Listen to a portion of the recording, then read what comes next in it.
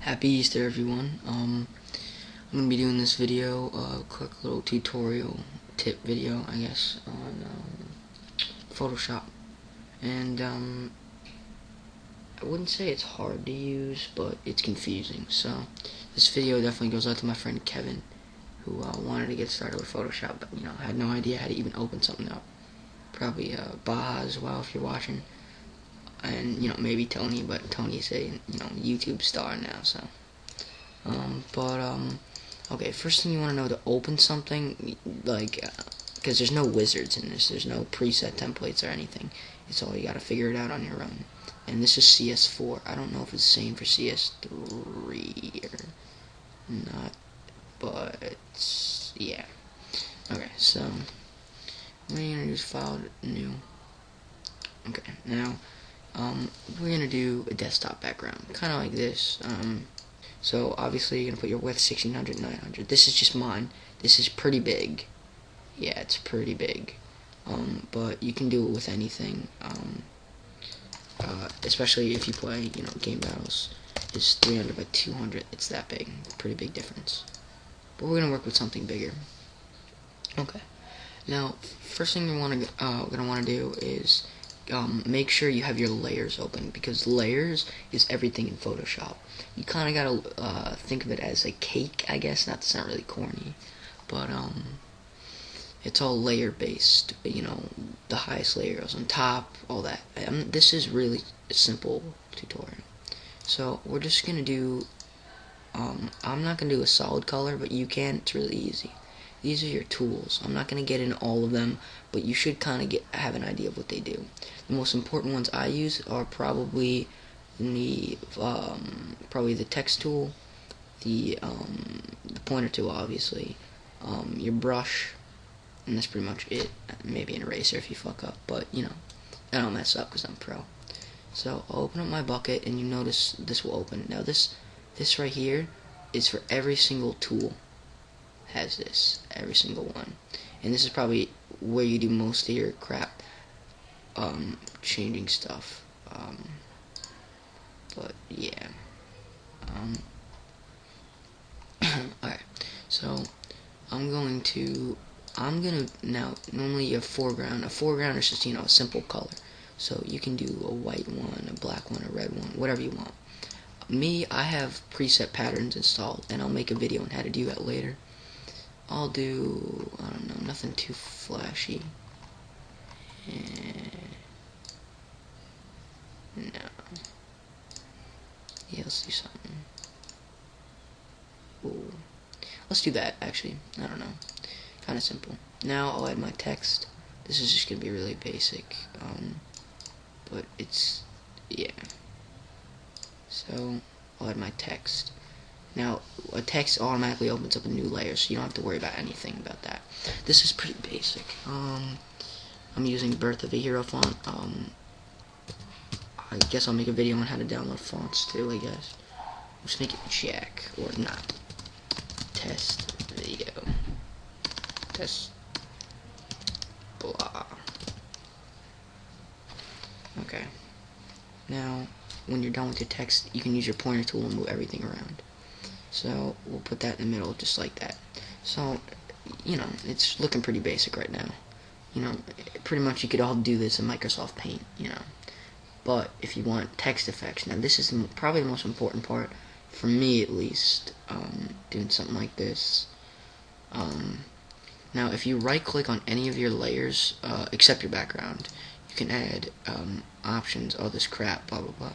Most important is blending options, and you're going to want to use this a lot, and it's not self-explanatory, but play around with it. Now, as you can see, drop shadow is going to drop the shadow, so as you can see, hopefully you can see, there's a difference completely with shadow. And I'm going to drop shadow because I think it looks pretty badass. Bevel and emboss, and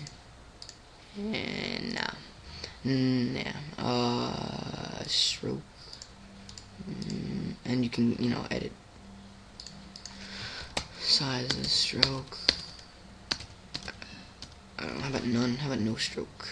Of course you can do overlays. Alright, like, pattern overlay, gradient overlay. Ooh. Yeah, I'm not a big fan. We'll do an outer glow. I'm gonna make this one look really corny. We'll do a yellow one. No. Alright. But yeah, as you can see, you can just screw around and okay. So now, once you have text, you can edit and transform. This is just, what I do for mine. You can turn it sideways a little bit, Pretty simple. And now, we're done with this layer, our text layer. We're pretty much done. So what we're going to do is go into Layer, New. You can Shift Control N if you guys are, into that keyboard stuff, but I'm not. But yeah, so now you have a new layer to work with completely. Now I'm just going to do a basic effect. There's a lot of standard brushes that come with it, but a lot of them I've downloaded. I'm definitely going to make a video on how to do that.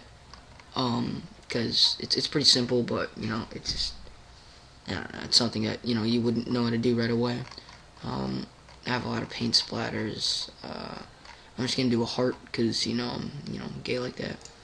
Whatever. Nice. And now using what you can transform that. Turn a little bit, make it look kind of nice. Whatever. Apply.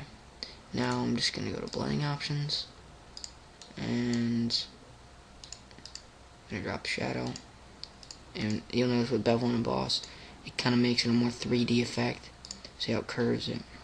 It's kind of cool, and we'll go with that. Now you can basically see it's just layers. Now we're going to do a new layer for a new effect. I'm going to do something, I don't know, different, I guess. I'll do my grass effect, which I like a lot. Do big. Alright, we'll do big grass. Whoa. Thank God you got undo. So it's a new layer. We'll make it white grass. No racial. But yeah. To insert pictures, pretty simple. Just go to File, Place, or Import or Export. I just like to place things. So we will place in. We'll place in an M16. Now these are all downloadable off Google. We'll get the M16 in. Cool. What I like to do with guns, especially for like I don't know, GB or whatever, is you can color over using blending options, and you can color overlay. Makes it look kind of cool actually, but we are not going to do red because everything has to look nice and neat. Make it black, and we are going to edit. We're going to transform and rotate one. What the hell? My bad, I'm actually pretty slow with this kind of stuff.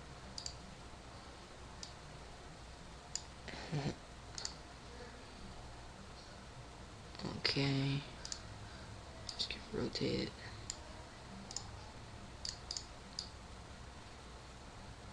And then you get the idea. It is kind of confusing, but just remember to make a new layer, because if you don't, when you do the effects, if this layer for M16 was in with like layer 1 and 2, they would all be able to be movable by one thing. It's cool to name them too, that way because right now you can kind of look in sorta in the preview box. They sorta show where it is. It's kind of hard to see.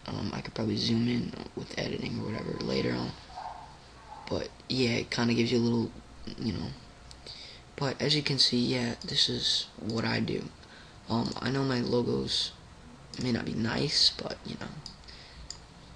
whatever. I like them. So now you can save them. Obviously, file to save as. Don't save them as a PSD. A lot of people do this, and they wonder why when they upload it to like game battles or a website, it looks really stupid. Save it as a JPEG. That's probably the nicest quality picture file. Any questions? Just post comments. I'll probably make more videos on this later. But yeah, thanks for watching, guys. Bye.